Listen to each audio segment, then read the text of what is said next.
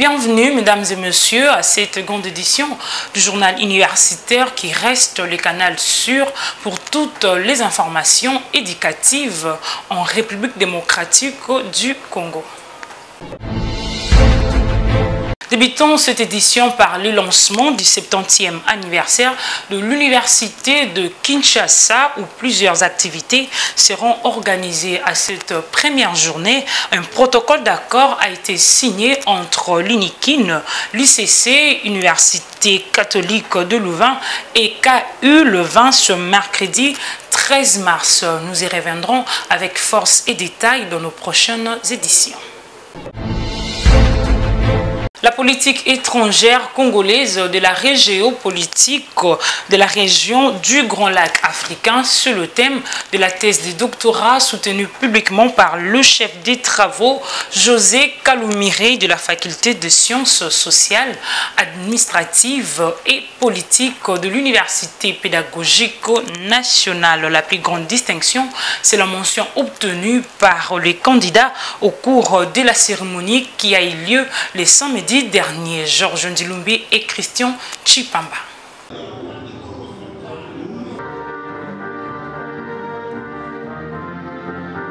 En soutenant publiquement sa thèse de doctorat portant sur l'intégration régionale en Afrique, la politique étrangère congolaise à l'épreuve de la régiopolitisation de la région des Grands Lacs africains, le chef des travaux, José Kalumire, a souligné que cette étude se veut un instrument interventionniste qui vise la recherche de solutions à la consolidation de la CGPL, à la consolidation de la CPGL en vue de promouvoir la paix, la sécurité, la démocratie et le développement durable des et dans la sous-région des Grands Lacs. En évaluant le retard pris par la sous-région des Grands Lacs par le biais de ses animateurs politiques dans les échanges économiques, financiers, mondiaux en général et dans l'appréhension de la corrélation entre le problème rencontré par la CPGL et la souveraineté des États auxquels la République démocratique du Congo fait partie intégrante, le récipiendaire a précisé que la nouvelle configuration de la région des Grands Lacs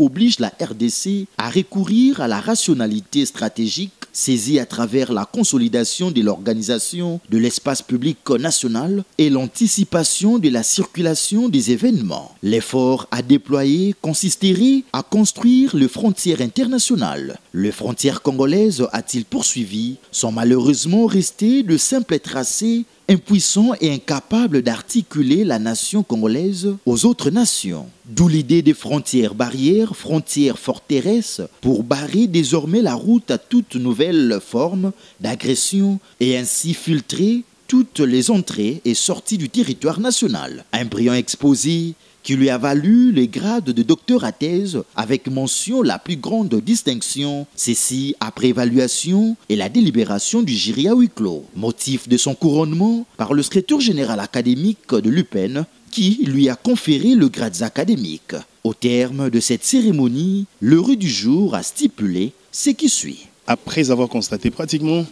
l'inadéquation, l'inadaptation de toutes les théories d'intégration à travers le continent africain, qu'il faut revoir les choses autrement.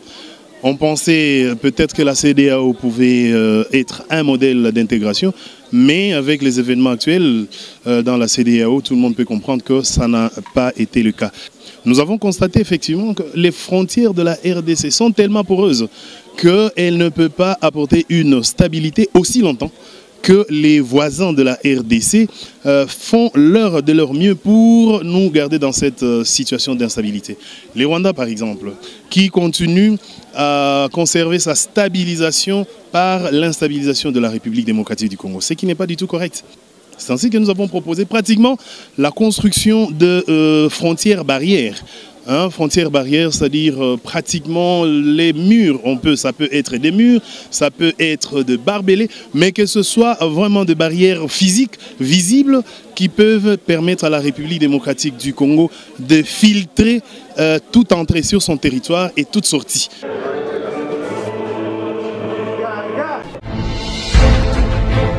Le Fonds de promotion de l'éducation et de la formation, FPEF en sigle, a restitué le 15% de la contribution des quotités à la Haute École des commerces de Kinshasa au cours d'une brève cérémonie conduite par le professeur Edson Nyonsaba, directeur général. Cette cérémonie a eu lieu le 12 mars dernier à la direction générale de cet établissement. Laetitia Kapinga et Jordan Kabengele signent cet élément. Respectueux de ses engagements avec les établissements de l'enseignement supérieur et universitaire, le Fonds de promotion de l'éducation et de la formation a restitué 15% du paiement des quotités réservées à la Haute École de commerce de Kinshasa et KIN le mardi 12 mars 2024. Par une brève cérémonie, le directeur général du FPF a remis au directeur général de la EKIN, le professeur Edson Nyonsaba Bigunda, le paiement de la contribution des quotités de l'année académique 2022-2023 à son office de travail. Comme le souligne le directeur général de la EKIN, ce fonds sera destiné à l'achat des équipements du nouveau bâtiment réhabilité. La Haute École de commerce de Kinshasa vient de recevoir une visite intéressante dans notre partenariat. Vous savez que les FPF, le Fonds de promotion de l'éducation et de la formation, est un partenaire de l'éducation au niveau national qui essaie beaucoup de projets. Dans leur politique, ils ont voulu mettre une clause incitative aux établissements qui s'acquittent régulièrement de leurs quotités en rétrocédant par des appuis directs aux activités de partenaires 15% du montant des quotités versées. C'est dans ce sens qu'aujourd'hui nous venons de recevoir une enveloppe consistante qui correspond à 15% des quotités de l'année académique 2022-2023 qui s'achève déjà parce que nous sommes déjà dans une nouvelle année académique. Et cet appui va aller directement vers l'équipement du nouveau bâtiment réhabilité et transformé en auditoire par la construction des bancs modernes pour que les étudiants prennent possession directement de cette infrastructure à notre disposition. C'est aussi l'occasion d'inviter les collègues et les amis gestionnaires des établissements de l'ESU et comprendre que payer des quotités non seulement est une obligation légale, mais constitue aussi un avantage parce qu'on a déjà des partenaires qui sont prêts à nous appuyer directement dans ce que nous faisons. Cette cérémonie s'est déroulée en présence de membres du comité de gestion de la EKIN.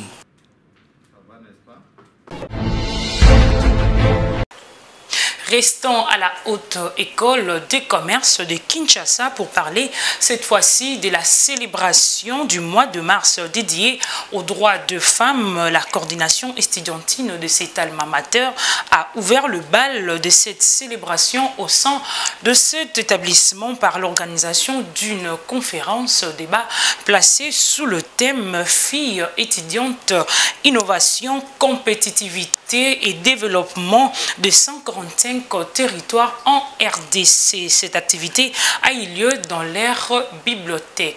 Jordan Kabengele pour les commentaires. La coordination des étudiants de la Haute École de commerce de Kinshasa, HEC KIN en sigle, n'était en reste quant à la célébration du mois de mars dédié aux droits de femmes. Ces étudiants de la HEC KIN ont organisé cette conférence débat le 8 mars dernier, réunissant les comités de gestion, différents entrepreneurs autour du thème Filles étudiantes, innovation, compétitivité et développement des 145 territoires en République démocratique du Congo. En lançant ces échanges, le directeur général de la HEC KIN en sigle a émis un accent particulier sur la prise de conscience des jeunes filles à investir d'abord en elles-mêmes avant que la communauté investisse aussi en elles. Dans la foulée, le secrétaire général à la recherche, le professeur Miré, a circonscrit cette journée en ces termes. Cette conférence, déjà, j'ose croire, est éveillée pour qu'ils soient ou qu'ils pensent à devenir entrepreneurs dans leur vie, parce qu'on n'étudie pas par plaisir, mais on étudie pour la société. Et s'ils peuvent déjà par eux-mêmes être capables de concevoir et d'innover, parce que tout a tourné sur ces points-là, je crois que ça sera bénéfique pour nous et pour elles-mêmes aussi. Satisfaite des échanges fructueux entre orateurs et l'assistance, la professeure Rosalie Migano-Gano a encouragé les étudiantes à exceller dans l'entrepreneuriat. La première chose, moi je suis intervenue sur l'entrepreneuriat. Donc je voulais plutôt promouvoir l'entrepreneuriat comme cette journée des droits de la femme, donc l'indépendance qui se gagne par l'entrepreneuriat, qui est un état d'esprit qui n'est pas donné à tout le monde. Nous savons bien que parmi nous, nos jeunes femmes sont des leaders, et certains sont des leaders. Donc préparer ces leaders à ouvrir la route et à tenir au chemin les followers qui leur suivent, donc c'est leurs sœurs, qui sont préparés à travailler pour eux, à les accompagner sur le chemin de la réussite. Et n'oublions pas que, en tant que Congolais, on doit tous dresser nos fronts et qu'il est longtemps pour vivre. Et surtout pour la jeune femme congolaise, elle doit être en même titre éduquée, en même titre que le jeune homme.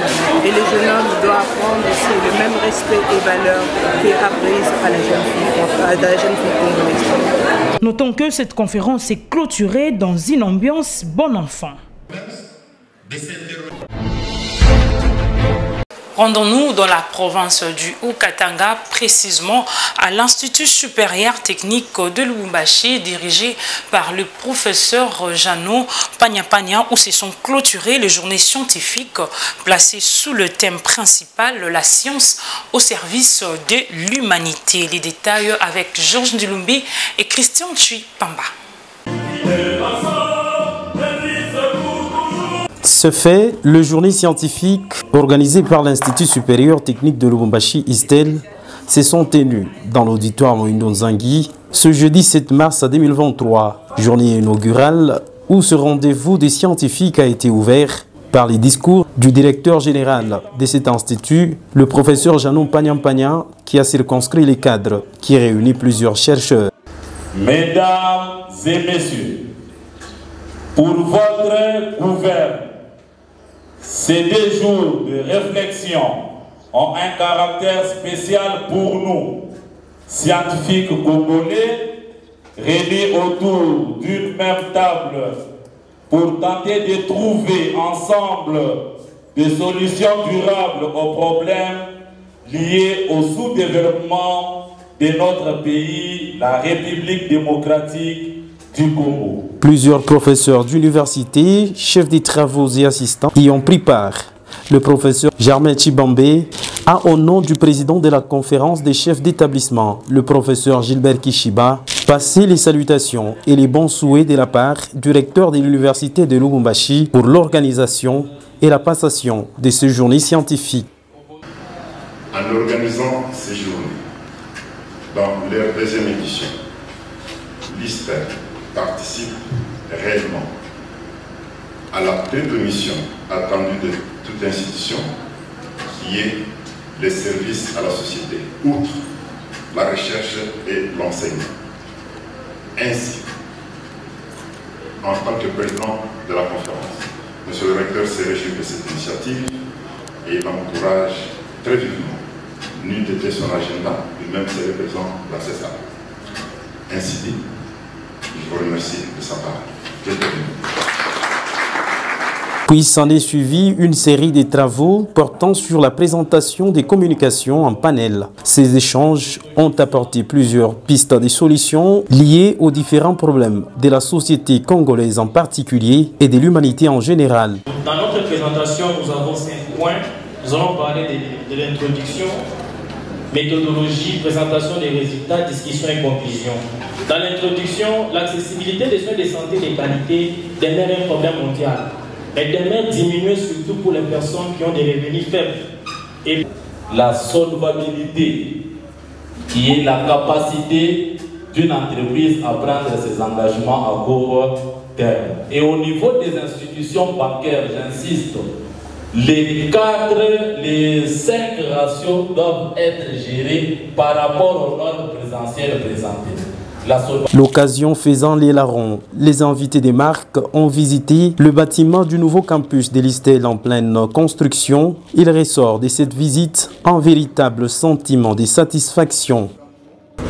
vous allez remarquer qu'à chaque niveau, on a des allées. Donc cette allée ici va communiquer avec le grand bâtiment qui est ici. Donc, vous comprenez que ça c'est le bâtiment administratif, donc il doit avoir au moins l'aile directe avec le bâtiment extérieur. Donc ce n'est pas que pour aller là-bas, il faut descendre sur les nombres. Donc quand vous êtes là où vous êtes, vous passerez. En rappel, l'Institut supérieur technique de Lubumbashi, ISTEL, par son directeur général, le professeur Janon Pagnampagna, est à la 2e édition de l'organisation des séjours scientifiques et la dernière étape est prévue pour le 8 mars prochain.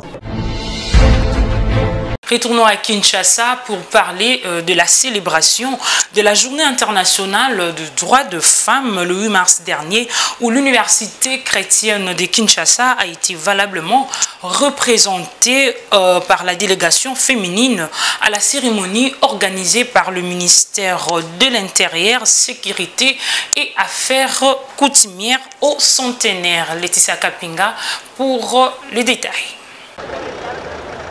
Réunies à la cathédrale du centenaire, les femmes des différentes classes sociales et plusieurs autorités, notamment le Premier ministre, ont célébré la Journée internationale de droits de femmes autour du thème international « Investir en faveur de femmes, accélérer les rythmes et accroître les femmes et de filles dans la paix pour un Congo paritaire ». Selon la représentante du ministre du Genre, s'il n'y a pas de paix dans le pays, l'autonomisation ne sera qu'en 20 mots. Et pour parvenir à l'autonomisation effective de la femme congolaise, il faut créer de meilleures opportunités d'éducation, des compétences, d'emploi et d'entrepreneuriat dans un contexte de paix et de sécurité. Les femmes de l'Université chrétienne de Kinshasa, présentes dans la salle, ont loué la détermination de la femme pour changer les choses en République démocratique du Congo.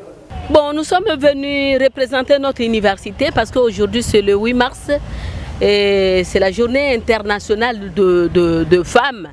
Alors nous aussi, nous avons fêté à notre manière, mais au lieu de s'habiller normalement, nous sommes habillés en noir parce que nous sommes en deuil et nous sommes en train de compatir avec nos consoeurs de l'Est parce que la RDC est agressée par M23 qui est sous la couverture de l'armée rwandaise. Le 8 mars, c'est une date mémoriale pour toute femme. Aujourd'hui, le Christ a affranchi la RDC et les hommes, les femmes, les enfants de la RDC, aujourd'hui c'est un jour idéal, c'est un jour mémorial et nous sommes affranchis par le Christ. Nous sommes aujourd'hui libres, fini, terminé la guerre ou encore l'agression rwandaise, fini, terminé, même si le monde international s'est caché derrière l'armée rwandaise, mais nous avons l'armée du plus grand, l'armée du très haut. Cette journée s'est clôturée par un appel de fonds pour venir en aide au génocide de Goma, raison de leur habillement en couleur noire.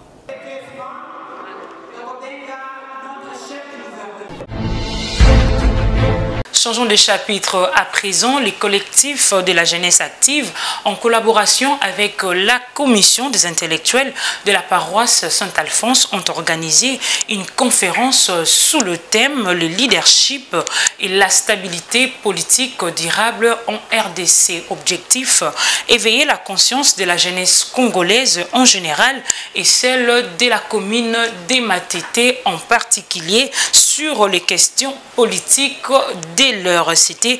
Le dimanche dernier, Nisha Kalunga, Blaise Boucha signe ses reportages.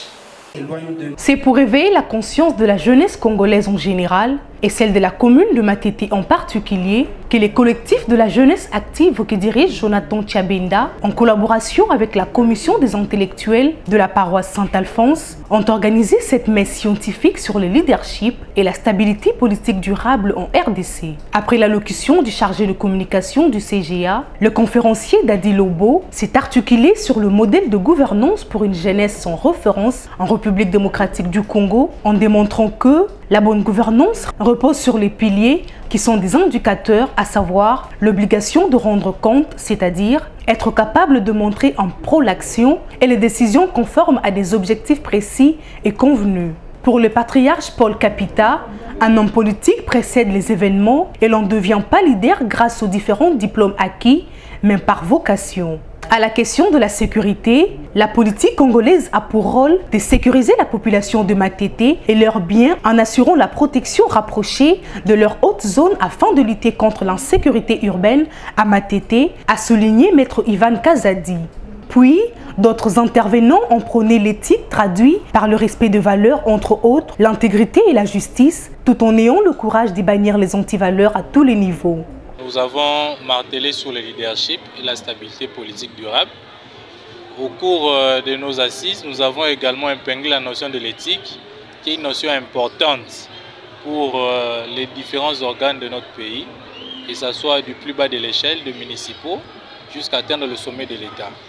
Nous avons également, par cette conférence, voulu montrer à la face du monde que la commune de Matete ne regorge pas seulement les délinquants, qu'il y a également une crème de jeunes gens qui œuvrent au niveau de cette commune, raison pour laquelle, ensemble avec la commission des intellectuels de cette paroisse, nous avons voulu donner cette image positive de la commune et également annoncer officiellement notre participation.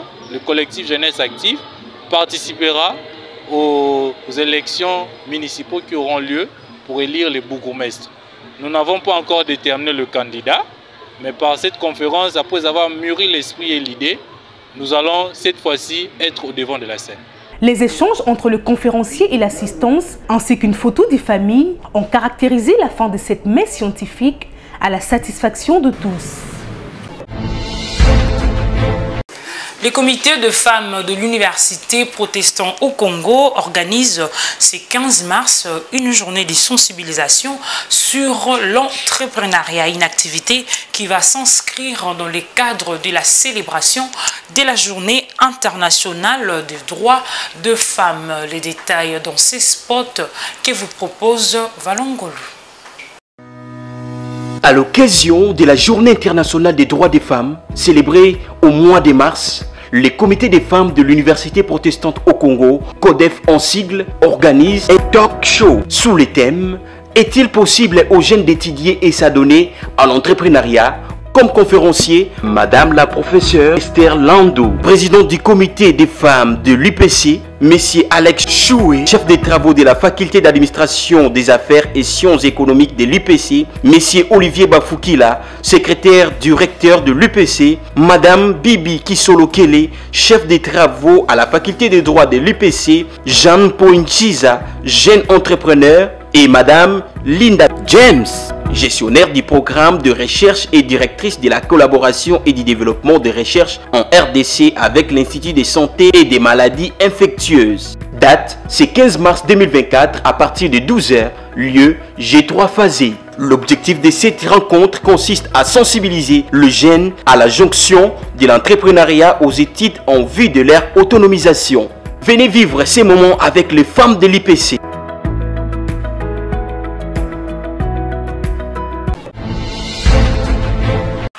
C'est ici que s'achève complètement cette grande édition du journal universitaire. Mesdames et messieurs, si cela vous a plu, dites un grand merci à Blaise Boucha qui a assuré les images derrière la caméra, réalisées par le docteur Emmanuel Lema, toujours sous la coordination de monsieur l'honorable André Mouchongo Machara. Merci également à vous, chers téléspectateurs et téléspectatrices qui nous suivent en République démocratique du Congo, particulièrement à madame Chantal Nzouzi Maboulou qui nous suit depuis la ville de Kinshasa. Quant à moi, je vous dis au revoir.